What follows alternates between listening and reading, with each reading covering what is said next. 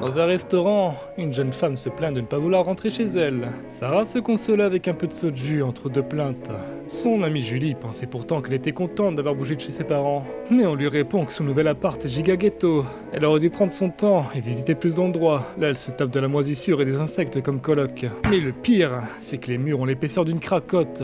L'enfoiré qui vit au-dessus fait un boucan d'enfer toutes les nuits. Elle en ferme pas l'œil. Eh bien, Julie rétorque que c'est de sa faute. C'est pour ça que le loyer était si bas. Cependant, Sarah continue. Elle a laissé une note à la porte du type au-dessus. Et résultat, ça n'a rien changé du tout. Il a continué à cogner à son plafond. Son ami lui conseille de faire gaffe. À tout moment, c'est un type dangereux. Vaut mieux éviter de le rencontrer. C'est exactement ce que Sarah dit au proprio. Et ce débile a rien trouvé de mieux que de les faire se rencontrer, soit disant qu'il fallait discuter de ça en personne. Mais genre, il a même pas prévenu. Il s'est contenté de ramener le mec du dessus à l'improviste en précisant bien qu'elle était en colère. Elle était vraiment terrifiée. Le rencontrer, c'est ce qu'elle voulait éviter. Et du coup, Julie se demande à quoi ressemble son voisin du dessus. Ouais, non, sans façon pour Sarah. Il avait une dégaine des plus mides. Aussi, il y avait un truc bizarre avec lui, mais elle saurait pas trop dire quoi. En plus de ça, il avait les cheveux gras et sa peau était sale comme tout. L'impression qu'il lui a donnée, c'était de pas se laver ou de changer de vêtements. C'est ce genre de personne que, même de loin, tu sais déjà qu'elle va puer. Enfin, elle dit ça, mais il sentait différemment de ce qu'elle aurait cru. Ce type dégageait une odeur hyper chimique, comme du dissolvant ou du détergent. Des trucs de nettoyage en gros. Mais ce qui était creepy avec ce type, c'est ce qu'il a répondu quand le proprio a dit que c'était pas un locataire bruyant. Il fait pas de bruit parce qu'il écoute tout le temps. Avec son air de taré, là, il a dit que c'est de cette façon qu'il a tenu jusqu'à aujourd'hui. Et après leur rencontre, il s'est mis à cogner encore plus fort, et même à lui parler. Tu m'écoutes? Tu dors? Toi, je sais que t'es réveillé. Tu m'entends? Et carrément, il s'est même mis à la menacer. T'es morte si tu restes. Pars-toi d'ici tant que tu peux. Casse-toi avant de crever. Dégage. Julie lui répond qu'elle a juste à l'enregistrer et envoyer ça aux flics. Mais la jeune tourmentée a déjà essayé, elle est pas bête. Seulement, elle n'arrive pas à enregistrer les voix avec son téléphone. Donc du coup, la police l'a rembarrée comme elle a pas de preuves. Sarah a peur rien que d'en reparler. Est-ce qu'elle peut dormir chez elle le temps d'une nuit? Mais c'est un non pour son amie. Et sinon, elle a dit ne pas être rentrée à son appart depuis une semaine. Demain, ils ont cours en visio, faudrait pas qu'elle soit absente plus longtemps. Eh bien, dans ce cas, est-ce qu'elles peuvent dormir ensemble à son appart au moins? Quelques heures après, Sarah était de retour chez elle. Elle a beau avoir supplié Julie, cette pétasse a pas voulu négocier une nuit ensemble. Et alors qu'elle retire son manteau, pestant qu'elle mérite une meilleure amie que ça, la jeune femme remarque un truc au sol, atterrit sur ses chaussettes. Est-ce que c'est de la poussière? Tournant son regard vers le parquet, pourquoi est-ce que le sol est aussi sale? Ça fait qu'une semaine. Ah, le robot aspirateur est foutu, c'est ça. Cet endroit est vraiment une ruine. Et alors qu'elle déferle ses plaintes sur cet endroit, la lumière de l'entrée se déclenche subitement. Chose qui interpelle bien évidemment la locataire. Pas trop rassurée, elle se demande ce qui a pu provoquer ça. Est-ce que ce serait le détecteur de mouvement qui serait cassé? C'est la seule explication qui lui vient en tête et puis ce serait pas le seul truc de péter dans cet appart. Bon allez, faut qu'elle se couche. Demain elle a sa visio de bonne heure et en plus elle est torchée, ça lui fera du bien. Une fois arrivée au lendemain, Sarah avait les yeux desséchés de fatigue à force de les garder ouverts. Elle a pas réussi à fermer l'œil de la nuit. Ce à quoi Julie, en appel avec elle, s'étonne. Quoi, elle avait si peur que ça? Pourtant hier, ils ont bu un max pour l'aider à dormir. Mais on lui répond que les bruits étaient encore plus forts qu'avant, comme s'il y avait des travaux au-dessus. Et en plus de ça, la lumière a passé la nuit à déconner. Au final, elle s'est endormie en pleine visio. Tout le monde l'a vu, c'est trop embarrassant. Ah, c'est pour ça que Sarah voulait pas rentrer toute seule. Mais Juliette ne comprend pas, elle est avec sa petite sœur, non? La jeune femme est confuse en entendant ça. Elle a pas de sœur, de quoi elle parle? Et bah, je lui réponds que si c'était pas sa sœur, alors c'était une amie à elle peut-être. En tout cas, il y avait bien quelqu'un avec elle, et cette personne a tenté de la réveiller quand elle pionçait en visio. Sarah se demande c'est quoi ces conneries. Si elle l'a supplié hier, c'est justement parce qu'elle est seule chez elle et... Un bruit interpelle alors la jeune femme. Le robot aspirateur s'était enfin remis en marche, mais faisait du surplace, émettant une alarme qui indiquait qu'il s'était bloqué contre un mur. Sarah ne comprend pas la situation. Il n'y a pourtant rien autour de lui qui pourrait... Un murmure attire alors son attention. À côté de l'entrée, une ombre mystérieuse était apparue, et de faibles mots semblaient en provenir. T'es morte si tu restes. Pars-toi d'ici tant que tu le peux. Casse-toi avant de crever. Dégage. Sarah attrape son téléphone, alors que son ami lui demande ce qu'il y a. Mais elle raccroche au nez de cette dernière. Et un peu hésitante, elle enclenche la caméra de son portable. Lentement, elle dirige alors l'objectif vers l'ombre mystérieuse. Il révèle alors la silhouette d'une femme qui se tient debout devant elle et... Dégage si tu veux pas crever! Sarah en tombe alors de peur, mais à son oreille, l'on lui chuchote de partir. Qu'elle l'écoute et s'en aille, à moins qu'elle ne veuille mourir. Les dents grinçant de terreur, la jeune femme décide de tenir le téléphone en face d'elle, comme un selfie, et appuyant sur la caméra frontale, une horrible figure ensanglantée se tenait à quelques centimètres de sa tête. Terrorisée, Sarah rangette son téléphone, et d'autres lamentations se font alors entendre au-dessus d'elle. Plusieurs ombres menaçantes étaient projetées au plafond. Pars-toi d'ici, bordel. Tu vas finir par crever. Pars pendant que tu le peux. Le regard de la jeune femme croise alors l'écran du téléphone filmant le plafond. Y était alors affiché une vision d'horreur digne d'une boucherie humaine. Va-t'en, imbécile. T'es foutu si tu restes. Dégage, tu vas crever ici. Sarah se rappelait les mots de son voisin, disant qu'il ne fait pas de bruit, mais écoute tout le temps. C'est comme ça qu'il a tenu jusqu'à aujourd'hui. Est-ce que c'est là ce qu'il voulait dire? Elle doit se barrer, et vite! Et alors qu'elle se rue vers la sortie, une chose sur le plafond la poursuit dans sa fuite. Étant à côté du miroir de l'entrée, elle y jette un œil furtivement. Dans le reflet, les présences lui ordonnaient de se barrer.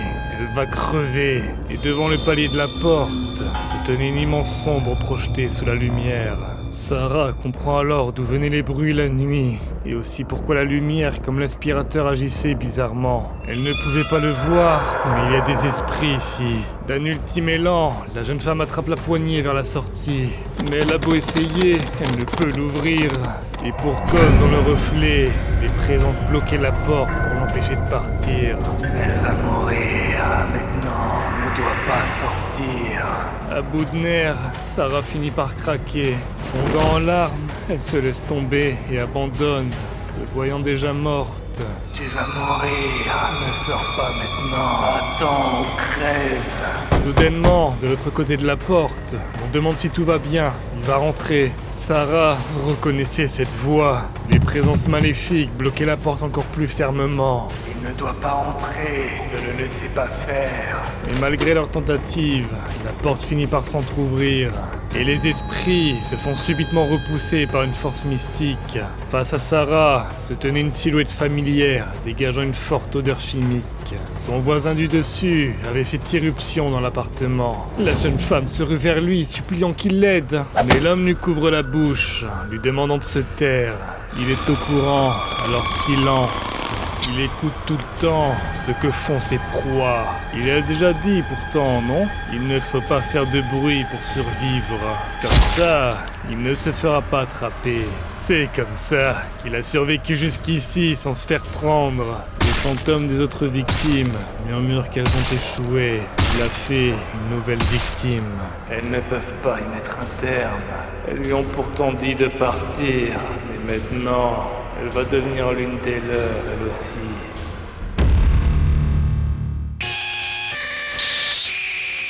Au fond dans les bois, une voiture s'enfonçait de plus en plus. À l'intérieur du véhicule, on dit à Taken de ne pas s'embêter et de jeter la bouteille par la fenêtre. Y a personne dans les environs en plus, c'est tranquille. Bon bah, de toute façon, c'est qu'une bouteille. C'est pas si grave, hein. La bouteille était jetée alors que les hommes continuent leur trajet. Celle-ci roule en atteignant le sol. Elle roule et roule toujours plus loin, jusqu'à traverser d'autres déchets en tout genre ayant subi le même destin. Puis elle s'arrête enfin dans sa course folle. La voilà maintenant à côté de quelque chose qui aurait pu être vu par nos voyageurs avant qu'ils ne s'enfoncent plus loin. La nuit tombée, ils étaient toujours sur la route. Taken demande à son pote s'il a vu la vidéo dont tout le monde parle. C'est Steve qui prédit plein de trucs et à chaque fois ça se réalise. Dans sa dernière vidéo, il a dit que l'humanité allait s'éteindre et que ce serait aujourd'hui. MDR! Sangyeon, le conducteur, en rigole. Faut vraiment être débile pour croire ce genre de conneries. Taken est bien d'accord. En plus, soi-disant que ce serait pour expier leurs péchés ou un truc du genre. Par contre, il remarque que les bois sont flippants là. Ça lui file pas la frousse à lui? Y a aucun animal, pas d'oiseaux, pas d'insectes, même pas un bruit. On dirait que la forêt est morte. Sang-Gyun lui dit que c'est pas important, qu'il pense aux sojo qu'ils vont se descendre une fois arrivés. Ta-Keun répond qu'il a raison. Ouais, sinon il l'aurait pas volé de son taf. Toute façon, dès qu'il peut, il démissionne, donc il s'en fout de se faire choper. Et alors qu'ils continuent leur route dans les bois en discutant boulot, la voiture percute subitement quelque chose, et un cri sinistre résonne partout dans les bois.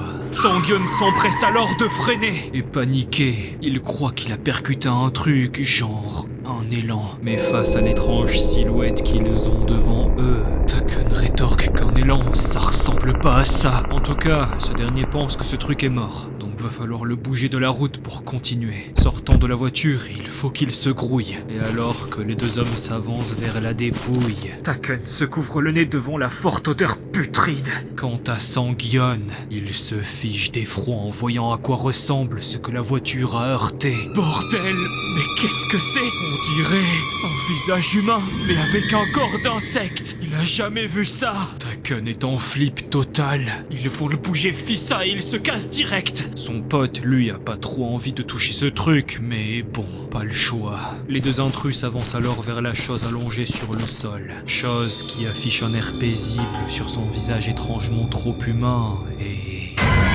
La créature ouvre subitement les yeux en pleurant du sang. Et la voilà qui s'élance de ses tentacules. La gueule béante du monstre avait pris pour cible Sang-Gyun, alors pétrifié par la peur. Se fait croquer le bras à pleines dents, l'empêchant de fuir. Ce dernier en panique totale hurle qu'on l'aide. Sans chercher à comprendre, Ta-Keun attrape une pierre et tente alors de frapper le monstre pour lui faire lâcher son emprise. Mais en réponse, la créature s'agite encore plus et enroule Sang-Gyun de ses tentacules. Ce dernier était privé de tout mouvement alors qu'il hurle de désespoir face à une mort des plus atroces, avant d'être réduit au silence, englouti dans des enfers inconnus comme s'il n'avait jamais existé. Ta-Keun commençait à perdre la tête face à ce cauchemar, mais d'autres rugissements lugubres se font entendre à travers la forêt. Le jeune apeuré se retourne alors vers la provenance des sons, et face à lui se trouvaient d'innombrables points rouges, qu'il sait être des regards pointés sur lui. D'autres monstres humanoïdes tout aussi cauchemardesques l'observaient en silence. Manger, Humain! tuer. Subitement, les choses rampent alors à toute vitesse vers leur nouveau repas. Réalisant qu'il n'est pas en plein cauchemar, Ta-Keun s'empresse de fuir. Il entame alors un sprint pour sa survie, poursuivi par des dizaines de ces créatures infernales. Un peu d'espoir dans tout ce malheur, c'est que la voiture n'était qu'à quelques pas de lui, et sans réfléchir se met en route loin d'ici. De justesse, il parvient à fuir les lieux avant de connaître un destin tragique. Il se pensait à l'abri grâce à la vitesse des 4 roues, mais collé au véhicule, les monstres grouillent comme des vers à la poursuite du délicieux fuyard. Le jeune homme ayant un instant de répit, son esprit est inondé de questions sur la situation, mais à peine peut-il souffler qu'il tourne le regard vers le rétroviseur. Il a beau rouler en 5e, ces choses le lâchent pas d'une semelle. Il doit sortir des bois et prévenir la police. Dans le ciel, l'agitation était aussi présente parmi les oiseaux. Et voilà qu'ils se mettent à tomber raides comme des pierres, jusqu'à s'écraser sur le pare-brise de la voiture. Et alors que Ta-Keun se demande d'où sortent ces oiseaux, son téléphone reçoit une notification d'urgence. Le gouvernement informe la population de créatures non identifiées dans la province de Gyeonggi. Il leur est recommandé d'éviter de sortir, sauf pour se rendre dans un abri de secours. Le jeune homme comprend alors que les monstres du bois ne sont pas les seuls à être apparus. Pour avoir plus d'informations, il met ensuite en live de la chaîne Info. Le journaliste annonce que le gouvernement a déclaré l'état d'urgence. Des étranges créatures ont émergé dans tout le pays et se montrent hostiles envers les humains. Les forces armées ont été déployées pour essayer d'éradiquer les monstres. Toute personne à l'extérieur est priée de se rendre dans un abri au plus vite. Ne pas sortir Restez à l'abri. Sur ces mots, le direct de la chaîne nationale prenait fin. Taken ne sait plus quoi faire. Ces foutus monstres sont partout dans le pays, donc où peut-il aller? Mais défilant à travers les diffusions, il tombe sur la chaîne YouTube du fameux prophète de la fin du monde. Ce dernier demande si tout le monde peut l'entendre. C'est nouveau pour lui. Il n'a jamais fait de live stream. Qu'il l'excuse si c'est mal réglé. Et sinon, les événements ont pris une tournure des plus intrigantes, non? Il les a avertis pourtant.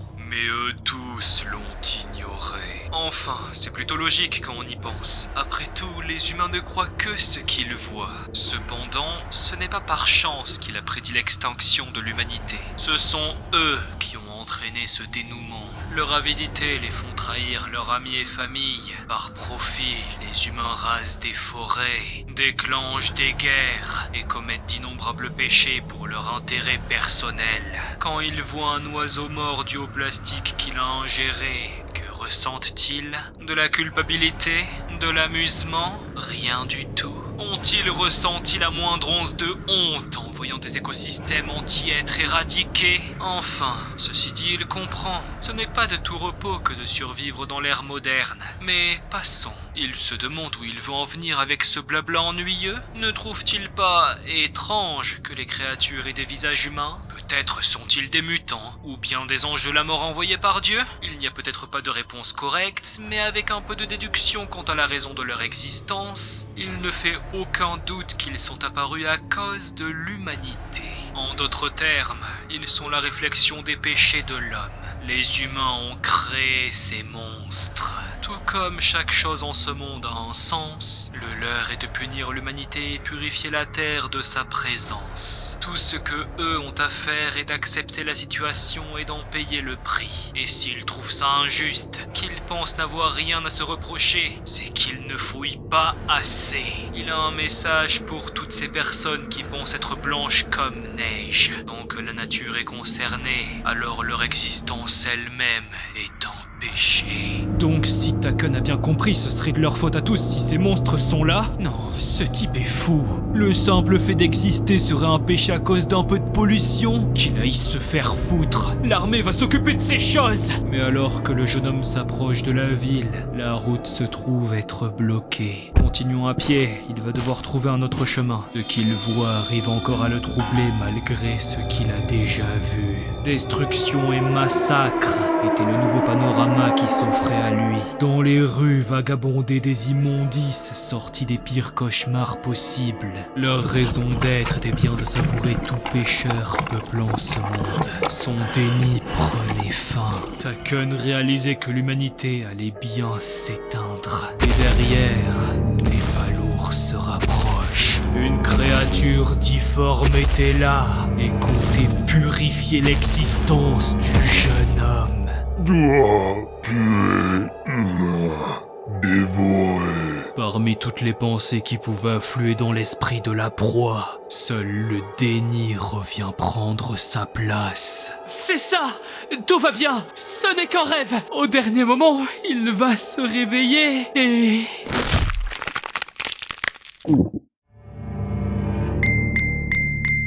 Regardez-moi ce petit chien en train de dormir comme un bébé. Fais de beaux rêves, Melon. Et surtout, n'oubliez pas de liker et vous abonner à la chaîne de Melon. Elle a beau aimer faire son contenu, déjà été un peu partagée. La vidéo de ses vacances à la plage n'a pas fait beaucoup de vues. C'est un flop comme toutes les autres. Elle a commencé à faire ça parce que Melon commence à devenir vieux. Alors elle voulait enregistrer un maximum de souvenirs avec lui. Et puis, elle est devenue plus ambitieuse. Enfin, elle est sûrement une vidéaste parmi tant d'autres. Mais bon, qui ne voudrait pas regarder un si beau toutou pendant des heures? Jay reçoit alors une notification sur son téléphone. Elle a reçu un commentaire d'une certaine maman de Poppy. Elle lui dit qu'elle aussi avait un caniche, mais qu'il est parti vers un monde meilleur. Voir Melon lui rappelle la joie qu'elle avait avec son Poppy. La jeune fille est empathique de cette dame. Même encore aujourd'hui, elle garde son pseudo. En tout cas, elle est contente que son contenu puisse aider d'autres personnes, et ça lui donne envie de continuer. Quelques temps après, Jay continue de recevoir des notifications de commentaires. C'était encore la maman de Poppy, qui trouvait que Melon avait fière allure dans ses nouveaux vêtements. Et ben, Jay était surprise que quelqu'un remarque que ça soit des affaires neuves. Cette dame doit vraiment être une fan de son contenu, ça fait plaisir. Allez hop. likez. Au début, forcément, la youtubeuse était ravie d'avoir des commentaires, mais... Ah, c'est encore la maman de Poppy sur sa nouvelle vidéo et... Ah tiens, c'est bizarre, elle a écrit Poppy au lieu de Melon. Bah, c'est peut-être une erreur, elle va liker son commentaire quand même. Mais par la suite, les commentaires un peu étranges ne s'arrêtaient plus. Son petit Poppy a vraiment de l'énergie à revendre. La promenade était trop courte. Poppy doit se balader au moins 2 heures par jour. Merci. Qu'on lui rende son Poppy, espèce de voleuse. La situation commençait à peser pour Jay. Voilà que cette folle l'accuse d'avoir kidnappé son chien. Vraiment, qu'est-ce qui va pas avec elle? Pourtant, elle était si gentille il y a peu. Jay n'a même pas tant que ça d'abonnés. Alors elle a aucune raison de continuer à poster si c'est pour se taper ce genre de fou furieux. Allez hop, elle met sa chaîne en privé. C'est dommage, mais bon, elle a pas le choix. Même sans sa chaîne, ça ne m'empêchera pas de kiffer les bons moments avec Melon. Il était ensuite temps pour elle et son petit canin d'une balade au parc. Mais Jay était un peu déprimée. Elle a plus trop de raison de filmer des vidéos si ce n'est pas pour les uploader. Ah, tout ça à cause de cette maman de Poppy et... La jeune fille s'arrête alors dans sa marche. Son regard est interpellé par une chose qui la met en garde. Une silhouette se tenait immobile au milieu du chemin qu'elle prend lors de ses balades. Une posture menaçante et un gabarit anormalement grand, vêtu d'une épaisse parka malgré le soleil d'été. Son instinct lui hurle que c'est elle. C'est la dame folle des commentaires. Pourquoi est-ce qu'il n'y a plus les vidéos de Poppy? Ces mots confirment la théorie de Jay qui perd son sang-froid, attrapant Melon des réflexes de survie. La jeune fille détale alors à toute vitesse du danger. Paniquée, elle n'en revient pas qu'elle ait retrouvé son adresse. Ça ne devrait pas être possible, sauf si elle aurait repéré les endroits filmés dans les vidéos comme une stalkeuse. Jay est alors interrompu par des pas derrière elle. La silhouette l'avait déjà rattrapé, hurlant qu'on lui rende son Poppy. Sprintant de toutes ses forces, Jay se réfugie dans les toilettes du parc et s'enferme à double tour dans une des cabines. Sans attendre, elle appelle la police, hurlant qu'on lui vienne en aide. Qu'il fasse vite, une folle est en train de la poursuivre et... La main de l'entité émerge de sous la porte. Poppy, son Poppy adoré, viens par ici, viens voir ta maman qui t'aime. Le peu de calme qui restait chez Jay s'échappe avec un cri. Sans réfléchir, elle écrase cette main ignoble. La folle la retire alors rapidement sans un bruit. Au téléphone, on demande si tout va bien. Et Jay répond juste qu'il doit faire vite. Le calme était revenu dans la cabine. C'est silencieux d'un coup. Est-ce qu'elle se serait enfuie parce que la police arrive? Une voix se fait alors entendre. Elle est trop agressive. C'est une personne violente. Elle n'est pas apte à s'occuper de Poppy. Jay pouvait hurler de terreur dans cette situation. Quelques secondes après, les bruits s'étaient arrêtés. Toujours effrayée, la jeune femme serrait son canif, les yeux fermés par la peur. Hésitante, elle se décide enfin de les rouvrir. Une main aux ongles acérés, dépassée par-dessus la cloison. Puis un horrible visage se montre à la jeune femme. Où est-il? Où est son Poppy d'amour? Elle l'a entendu, il est là. Jay se croyait en plein cauchemar devant cette figure difforme. Mais l'entité n'attend pas et attrape le petit Melon avant de s'échapper sous les cris de sa maîtresse. Son pauvre petit bébé, il a dû avoir tellement peur. Tout va bien maintenant, il n'a plus à s'inquiéter. Il va retourner à la maison avec maman. Mais peu content d'être éloigné de sa maîtresse, le vieux chien morte alors la main de sa kidnappeuse et accourt à toute vitesse vers les bras de Jay. Réjouie par ses retrouvailles, la jeune fille en oublie presque la situation et après l'avoir réalisé, porte son regard vers l'agresseuse. Dans un silence des plus glaciales, la dame se tenait là, sans bouger, après s'être fait mordre. Ce n'est pas lui, son Poppy n'aurait jamais fait ça. Il est donc ailleurs. L'instant d'après, elle avait disparu sans laisser de traces, ni même faire de bruit. Depuis ce jour-là, Jay n'a plus entendu ou croisé cette maman de Poppy. Dans un appart de Séoul, un jeune homme était dépité. Il pensait que les vidéos d'animaux rapportaient un max de thunes, mais à peine 50 abonnés. Ah, peut-être qu'il aurait dû prendre un Shiba plutôt qu'un caniche. Mais il reçoit une notification de commentaire. Une dame lui avait écrit qu'elle avait un caniche elle aussi, mais qu'il était parti vers un monde meilleur. Voir Jam lui rappelle la joie qu'elle avait avec son Poppy. Et le jeune homme s'exclame que c'est le début de la gloire, qu'elle revienne quand elle veut et... Salut tout le monde, petite vidéo aujourd'hui, mais c'est une vidéo totalement bonus. Alors pourquoi je dis ça? Parce qu'il y a 2 semaines, elle était même pas prévue. Et puis d'un seul coup, petit coup de tête, j'ai eu envie de faire une petite vidéo horreur. Et ça tombe bien, à l'époque j'avais lu un concept horreur sur Webtoon, donc je me suis dit que pourquoi pas faire quelques chapitres. Et puis ça tombe bien, j'avais un peu d'avance entre 2 projets. En plus de ça, j'ai réussi à gratter la voix du patron, la voix d'Anisik, donc gros merci à lui, la vidéo est encore plus quali grâce à ça. Mais surtout, truc important, ça va lui apporter de la visibilité à la vidéo. Pas Anisik, restons humbles. Donc je le redis, mais énorme merci. Et sinon, comme je l'ai dit dans mon post récent, à la base j'avais prévu un récap d'1 heure pour aujourd'hui, mais finalement je le décale à la semaine prochaine parce que celui d'aujourd'hui il est plus approprié, vu que c'est Halloween et tout, donc j'ai préféré mettre de l'horreur. Bon après je le dis, le prochain il est un peu spooky aussi, mais quand même vachement moins. Et donc du coup, j'ai préféré inverser l'ordre de sortie. Ça change pas grand chose au final. Bon, et sinon, moi j'espère que vous avez kiffé la vidéo. J'ai tenté quelques trucs au montage, donc si vous avez eu peur au moins une fois, je suis satisfait, j'ai fait mon taf. Et sur ce, je vais pas m'attarder plus que ça, faudrait pas que l'outro soit plus long que la vidéo. Donc merci d'avoir regardé, on se retrouve semaine prochaine, allez à plus.